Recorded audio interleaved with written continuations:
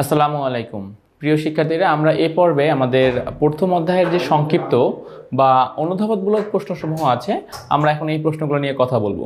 তো তাহলে চলো আমরা আমাদের মূল আলোচনা শুরু করি। আচ্ছা, দেখো আমাদের প্রথম প্রশ্ন, ব্রোঞ্জ একটি সংকর ধাতু ব্যাখ্যা করো। তো এবার আসো, সংকর ধাতুর সংজ্ঞা কি বলতেছে যে দুই বা ততোধিক ধাতু নির্দিষ্ট অনুপাতে মিশিয়ে নতুন যে ধাতব পদার্থ তৈরি হয় তাকে সংকর ধাতু বলে। মানে এখানে আমার কিন্তু একটা ধাতু কখনোই সংকর ধাতু হতে পারবে না, একের অধিক বস্তু এখানে মিশ্রিত হতে হবে। এখন সেটা ধাতু ধাতু হতে পারে, অনেক ক্ষেত্রে ধাতু অধাতু হতে পারে। লাইক আমরা যে স্টিল বলি সেখানে কিন্তু কার্বন চলে আসে লোহার সাথে। সো এইভাবে আর কি ধাতু ধাতু হতে পারে, ধাতু অধাতু হতে পারে। আচ্ছা, ফর এক্সাম্পল এখানে কি বলছে দেখো, যে কপার ও টিনকে গলিয়ে এটাকে আমরা তরলে পরিণত করি এবং এ তরলকে ঠান্ডা করে পরবর্তীতে আমরা হচ্ছে কি যে কঠিন সংকর ধাতু ব্রোঞ্জ কাঁসা তৈরি করা হয়। ব্রোঞ্জ তৈরিতে কপার থাকে 90% এবং টিন থাকে 10% ব্যবহার করা হয়। যেহেতু ব্রোঞ্জ দুইটি ভিন্ন ধাতুর মিশ্রণ, তাই এটি একটি কি সংকর ধাতু। অর্থাৎ মানে আমরা এখানে সংজ্ঞা থেকে এটাই বুঝতে পারলাম যে আমাদের যেই সংজ্ঞা যেটা বলছে যে দুই বা ততোধিক ধাতু মিশ্রিত হতে হবে এবং সেই মিশ্রণকে ঠান্ডা করে আমরা নতুন যে ধাতু বৈশিষ্ট্যপূর্ণ যেই পদার্থ বলো বা যে জিনিসটা পাবো সেটি একটি সংকর ধাতু। এখানে ব্রোঞ্জের ক্ষেত্রে কপার 90% থাকে আর টিন থাকে 10%। দেন এই 90% কপার এবং 10% টিনকে আমরা মিশিয়ে নতুন একটা বৈশিষ্ট্যপূর্ণ ধাতব পদার্থ আমরা তৈরি করি, যার নামই হচ্ছে ব্রোঞ্জ। অথবা এটাকে কিন্তু অন্য নামে কাঁসা নামেও ডাকা হয়, এটাকে আবার অনেক সময় অ্যালয় নামেও ডাকা হয়। সো এদের ডিফারেন্ট নাম থাকলেও জিনিস কিন্তু একটা, ব্রোঞ্জ, কাঁসা, অ্যালয় সব একই জিনিস। উপাদান কি? কপার এবং টিন। কত পার্সেন্ট? 90% এবং 10%। ব্যাস, অ্যান্সার হয়ে যাবে। আচ্ছা, ওকে, এবারে দেখো নেক্সট প্রশ্ন কি বলছে আমাদেরকে, যে অ্যান্টাসিড জাতীয় পদার্থ পাকস্থলীর অ্যাসিডিটি কিরূপে নিয়ন্ত্রণ করে ব্যাখ্যা করো। মানে অ্যান্টাসিড জাতীয় যে ট্যাবলেটটা আছে সেটা আমাদের পাকস্থলীকে কিভাবে সুরক্ষা দেয়, এটা এখন আমাকে বর্ণনা করতে বলেছে। ওকে, তো আমরা এখন যাচ্ছি। দেখো, অ্যান্টাসিড জাতীয় পদার্থ পাকস্থলীর অ্যাসিডিটি প্রশমন বিক্রিয়ার মাধ্যমে নিয়ন্ত্রণ করে। সো ফার্স্ট অ্যান্সারই হচ্ছে এই জায়গাতে একটা বিক্রিয়া ঘটে যার নাম হচ্ছে প্রশমন বিক্রিয়া। প্রশমন বিক্রিয়ার মাধ্যমে আমরা অ্যান্টাসিড জাতীয় ট্যাবলেটকে সহজে মানে ব্যবহার করে মানে প্রশমন বিক্রিয়ার মাধ্যমে আমরা পাকস্থলীর যে আমাদের অ্যাসিডিটি, সেই অ্যাসিডিটি আমরা দূর করতে পারি এবং এই ক্ষেত্রে সাহায্য করে কি আমাদেরকে অ্যান্টাসিড নামক ট্যাবলেট। আচ্ছা, এবারে আসো, দেন দেখো আমাদেরকে এক্সট্রা কিছু বিক্রিয়ার কথা এখানে তারা বলতেছে যে খাদ্য হজম করতে পাকস্থলীতে হাইড্রোক্লোরিক অ্যাসিড নিঃসৃত হয়। কোনো কারণে পাকস্থলীতে এই অ্যাসিডের পরিমাণ কম মানে বেশি যদি হয়ে যায়, মানে ধরো তুমি অনেকক্ষণ যাবত খাবার খাচ্ছ না বা তুমি কোনো কারণে তোমার পাকস্থলীতে হাইড্রোক্লোরিক অ্যাসিডের পরিমাণটা বেড়ে গেল, তখন পেটে অ্যাসিডিটি তৈরি হয় এবং অস্বস্তি বোধ অনুভূত হয়। এই অ্যাসিডিটিকে প্রশমিত করার জন্য অ্যান্টাসিড নামক ঔষধ সেবন করা হয়। অ্যান্টাসিডে অ্যালুমিনিয়াম হাইড্রোক্সাইড এবং ম্যাগনেসিয়াম হাইড্রোক্সাইড ক্ষার জাতীয় পদার্থ থাকে, এগুলো পেটের অতিরিক্ত হাইড্রোক্লোরিক অ্যাসিডকে প্রশমিত করে। আচ্ছা, এবং প্রশমিত করার মাধ্যমে এই পেটের অ্যাসিডিটি নিয়ন্ত্রণ করে। এবারে আসলে বিক্রিয়া, তাহলে মানে আমরা মূল ব্যাপারটা বুঝছি যে আমাদের পেটের মধ্যে কি, পেট বলতে পাকস্থলীতে হাইড্রোক্লোরিক অ্যাসিড নিঃসৃত হয়। যদি কোনো একটা কারণে পেটে এই হাইড্রোক্লোরিক অ্যাসিডের পরিমাণ বা পাকস্থলীতে হাইড্রোক্লোরিক অ্যাসিডের পরিমাণটা বেড়ে যায়, তখন সেখানে সেই অবস্থাটাকে আমরা বলি অ্যাসিডিটি। এই অ্যাসিডিটি দূর করতে হলে অবশ্যই কোনো একটা ক্ষারীয় উপাদান লাগবে। তো আমাদের যে অ্যান্টাসিড যে ট্যাবলেট, এই অ্যান্টাসিড ট্যাবলেটে থাকে এই দুটো উপাদান। কি কি এদের নাম কি কি? অ্যালুমিনিয়াম হাইড্রোক্সাইড ও ম্যাগনেসিয়াম হাইড্রোক্সাইড। তো এই অ্যালুমিনিয়াম হাইড্রোক্সাইড এবং ম্যাগনেসিয়াম হাইড্রোক্সাইড আমাদেরকে হেল্প করে। কীভাবে দেখো, অ্যালুমিনিয়াম হচ্ছে 3+, magnesium 2+, OH minus OH minus. তো এখান থেকে এই আবার হচ্ছে যে HCl এর H+, Cl মাইনাস, তাহলে ম্যাগনেসিয়াম যাবে Cl এর সাথে, উৎপন্ন হবে MgCl2। অ্যালুমিনিয়াম যাবে Cl এর সাথে, উৎপন্ন হবে AlCl3। আর H আর OH মিলে উৎপন্ন করবে H2O H2O। ওকে, তাহলে আমরা এখান থেকে সহজে বলতেই পারি যে হ্যাঁ, এই ম্যাগনেসিয়াম হাইড্রোক্সাইড বা অ্যালুমিনিয়াম হাইড্রোক্সাইড পেটের অ্যাসিডিটি সহজেই নির্মূল করতে পারবে এবং এখানে যেই বিক্রিয়া ঘটবে তার নাম হলো প্রশমন বিক্রিয়া। ব্যাস, তাহলে আমাদের এখান থেকে অ্যান্সারটা কমপ্লিট হয়ে যাবে। আচ্ছা ফাইন, দেখো যাচ্ছি আমরা আমাদের পরবর্তী অংশে। আচ্ছা, ওকে, একটা প্রশ্ন দেখো কতভাবে আসতে পারে, বাট অ্যান্সার কিন্তু সেম। তো এইসব প্রশ্ন মানে কোশ্চেন দেখে কনফিউজড হওয়া যাবে না, মানে হতাশায় পড়া যাবে না, জানলা এটা তো আমি পড়ি নাই। একই জিনিস অনেকভাবে ঘুরিয়ে পেঁচিয়ে বলতে পারে, অনেকভাবে ঘুরিয়ে পেঁচিয়ে জানতে চাইতে পারে, বাট অ্যান্সার কিন্তু সেম। দেখো এখানে কোশ্চেনটা হচ্ছে কাঁচা আম টক কিন্তু পাকা আম মিষ্টি কেন? আবার এই সেম কোশ্চেনটা কীভাবে বলা যায় যে কাঁচা আম পাকলে মিষ্টি স্বাদ যুক্ত হয় কেন, ব্যাখ্যা করো। আবার সেম জিনিসটাকে আমরা এইভাবে বলতে পারি, পাকা আম খেতে মিষ্টি লাগে কেন, ব্যাখ্যা করছো। তিনটা জিনিস, মূল জিনিস কিন্তু একটা, হয়তো কোশ্চেনের ধরন ভিন্ন ভিন্নভাবে বলা হয়েছে, বাট অ্যান্সার সেম। এবং দেখো এগুলো একটা আসছে মাদ্রাসা বোর্ডে, একটা আসছে কুমিল্লা বোর্ডে, একটা আছে ঢাকা বোর্ডে, এবং রিসেন্ট খুব খুব খুব রিসেন্ট সময় এই প্রশ্নগুলো এসেছে আর কি। আচ্ছা, তো আমরা এবার যাই এটার অ্যান্সার। এটার অ্যান্সার খুবই সহজ একটা ব্যাপার, যে আমরা জানি, দেখো আমরা জানি যে আমে বিভিন্ন রকমের জৈব অ্যাসিড থাকে, যার কারণে কাঁচা আম টক, কিন্তু আম যখন পেকে যায় এই জৈব অ্যাসিডগুলো কি হয়, বিভিন্ন রকমের গ্লুকোজ এবং ফ্রুক্টোজ জাতীয় পদার্থে পরিণত হয়। তো এটাই বলতেছে, দেখো কাঁচা আমে বিভিন্ন ধরনের জৈব অ্যাসিড থাকে, যেরকম সাকসিনিক অ্যাসিড, ম্যালিক অ্যাসিড প্রভৃতি। কিন্তু কাঁচা আম যখন পাকে তখন এই অ্যাসিডগুলো রাসায়নিক পরিবর্তন ঘটে, মানে এই অ্যাসিডগুলোর মধ্যে চেঞ্জ হয়ে তারা কিসে পরিণত হয়, তারা গ্লুকোজ এবং ফ্রুক্টোজের সৃষ্টি হয়। এই পরিবর্তনের কারণেই কাঁচা আম টক স্বাদ, মানে কাঁচা আমের স্বাদটা টক থেকে মিষ্টিতে পরিণত হয়ে যায়। আচ্ছা, সো ব্যাপারটা এখন আমরা একদম প্রপারলি ক্লিয়ার করি। কাঁচা আমে অ্যাসিড থাকে, জৈব অ্যাসিড, যার একটা হচ্ছে ম্যালিক অ্যাসিড, একটা হচ্ছে সাকসিনিক অ্যাসিড। আচ্ছা, তাহলে এই ম্যালিক অ্যাসিড এবং সাকসিনিক অ্যাসিড এরা কি হয়, চেঞ্জ হয়ে গ্লুকোজ এবং ফ্রুক্টোজে পরিণত হয়। তো এই গ্লুকোজ এবং ফ্রুক্টোজের পরিবর্তনের কারণে কাঁচা আমের স্বাদটা টক স্বাদ বিশিষ্ট হয়, বাট আম যখন পেকে যায় তখন সেটা মিষ্টি স্বাদ বিশিষ্ট হয়ে যায়। এই অ্যাসিডগুলোর নাম এবং গ্লুকোজ ও ফ্রুক্টোজের নাম তোমার বলে দিলেই হয়ে যাবে। আচ্ছা, যাচ্ছি পরবর্তী অংশে। দেখো, মোমে আগুন জ্বালানো রাসায়নিক পরিবর্তন ব্যাখ্যা করো। অর্থাৎ মোমে যখন আমরা আগুন দেই তখন এখানে একটা রাসায়নিক পরিবর্তন ঘটে, এইটা এখন ব্যাখ্যা করতে বলা হয়েছে। ওকে, দেখো প্রশ্ন, দেখো মোম হলো কার্বন ঘটিত যৌগ, মানে শুধু কার্বন না, হাইড্রোজেন এখানে রয়েছে। এটি কার্বন এবং হাইড্রোজেন দ্বারা গঠিত যৌগ। আগুন দ্বারা মোম জ্বালানে মোমের দহন ঘটে, এতে কার্বন ডাই অক্সাইড জলীয় বাষ্প উৎপন্ন হয়। তাহলে দেখো ব্যাপারটা এভাবে তোমাকে বলতেছে, তুমি যখন এরকম ধরো মোম নিবা, মোমের সাথে যখন তুমি এরকম অক্সিজেনের বিক্রিয়া ঘটাবা, ফলে সেখানে কি উৎপন্ন হবে, কার্বন ডাইঅক্সাইড উৎপন্ন হবে, পানি উৎপন্ন হবে, প্লাস আর কি উৎপন্ন হবে, আর উৎপন্ন হবে তাপ শক্তি, আলোক শক্তি ইত্যাদি। আচ্ছা, তাহলে এতে কার্বন ডাইঅক্সাইড আর জলীয় বাষ্প উৎপন্ন হয়। মোম হলো হাইড্রোকার্বন, সব থেকে ইম্পর্টেন্ট জিনিস। মোমের মধ্যে আছে কি, কার্বন এবং হাইড্রোজেন। মোমের মধ্যে আমরা পাচ্ছি কার্বন এবং হাইড্রোজেন।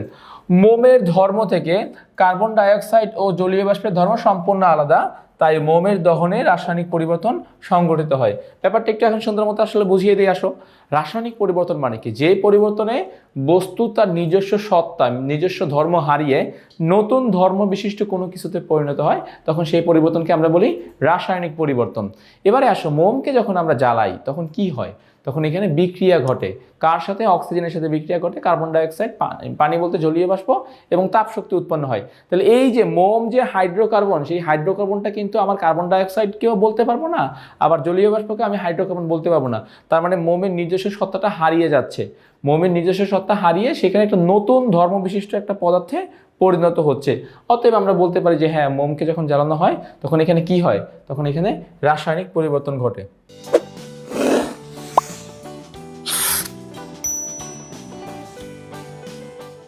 আচ্ছা, দেখো পেটে অ্যাসিডিটি হলে অ্যান্টাসিড খেতে হয় কেন, এটার অ্যান্সার অলরেডি কিন্তু আমরা এর আগেও বলে এসেছি।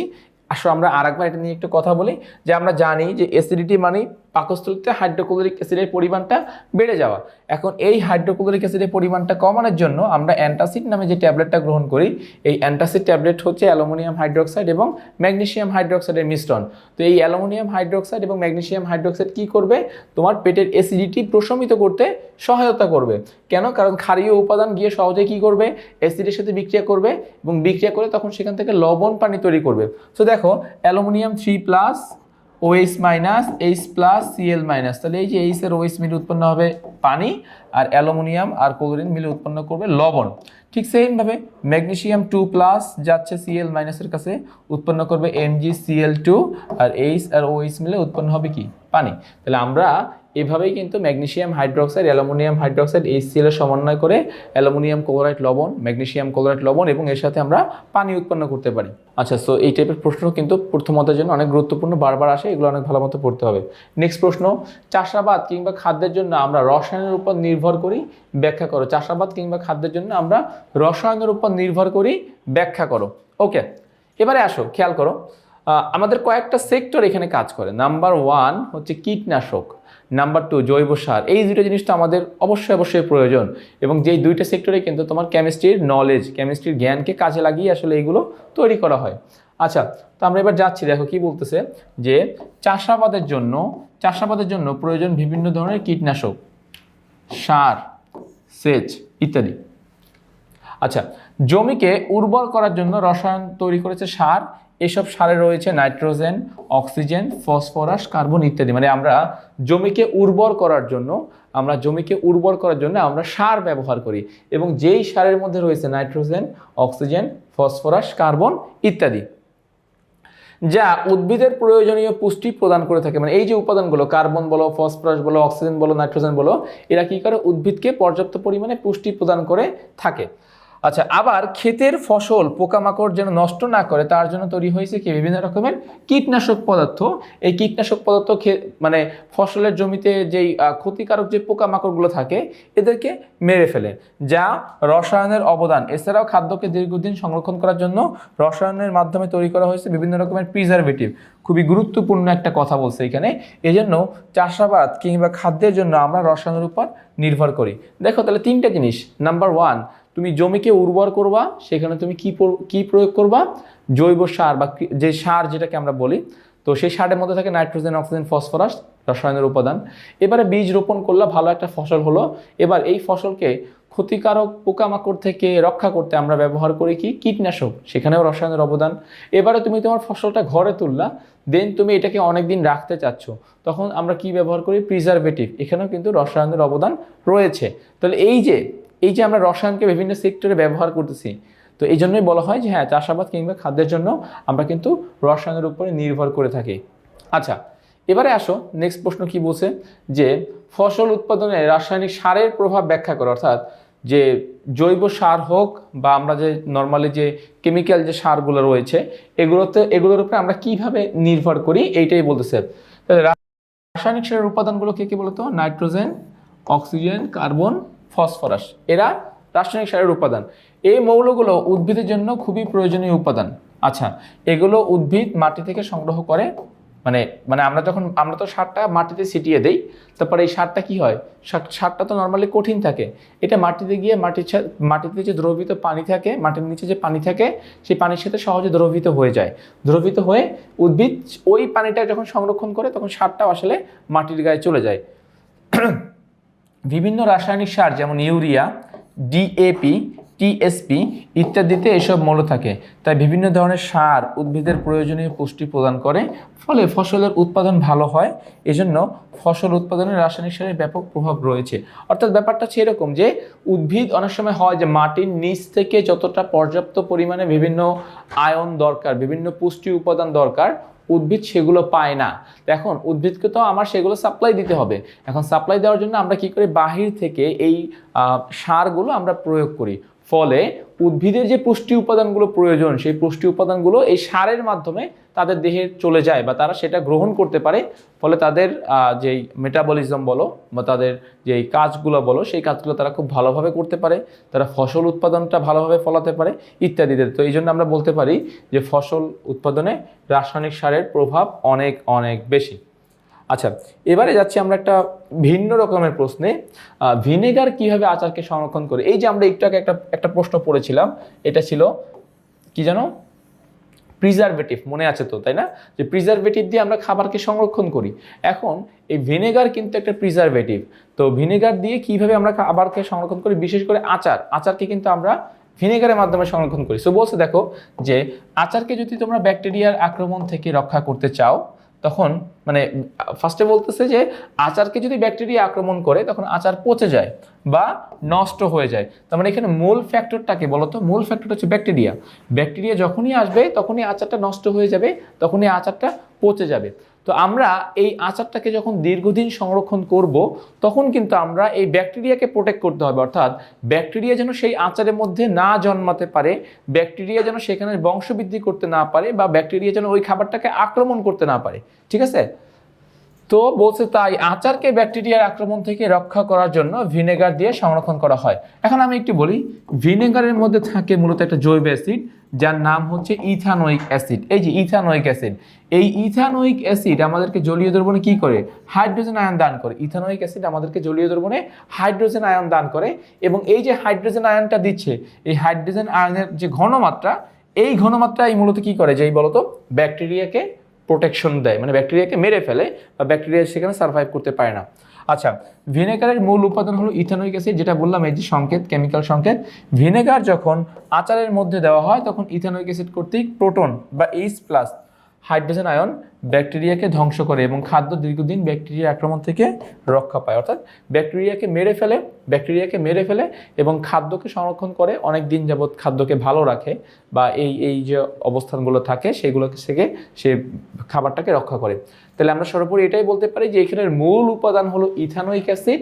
এই ইথানোয়িক অ্যাসিড আমাদেরকে জলীয় দ্রবণে H+ বা হাইড্রোজেন আয়ন দান করে এবং সেই হাইড্রোজেন আয়ন কি করে, ব্যাকটেরিয়া বা অন্যান্য যেন কোনো ক্ষতিকর জিনিস খাবারের মধ্যে যেন জন্মাতে না পারে সেজন্য সে সেটা দেখভাল করে। কে? Hydrogen ion. আর হাইড্রোজেন আয়নটা আমরা কোথায় পাবো? ভিনেগার বা ইথানোয়িক অ্যাসিডের মধ্যে পাবো। এজন্যই বলা যায় যে ভিনেগার দ্বারা কি করা যায়? আচার সংরক্ষণ করা যায়। আচ্ছা, সো আমি আশা করতেছি তোমরা এই পয়েন্টটুকু বুঝতে পেরেছো। ওকে, তো আমাদের সংক্ষিপ্ত প্রথম অধ্যায়ের যে সংক্ষিপ্ত প্রশ্ন আছে এটা 2টা পর্বে আমরা ভাগ করেছি। আমাদের প্রথম পর্বের প্রশ্নগুলো আমরা অলরেডি নিয়ে ফেলেছি বা কমপ্লিট করে ফেলেছি। আমি আশা করছি এই ভিডিও দেখে তোমরা সেগুলো বুঝতে পেরেছো। সো আজ এ পর্যন্তই, নতুন কোনো পর্বে আবার তোমাদের সাথে দেখা হবে।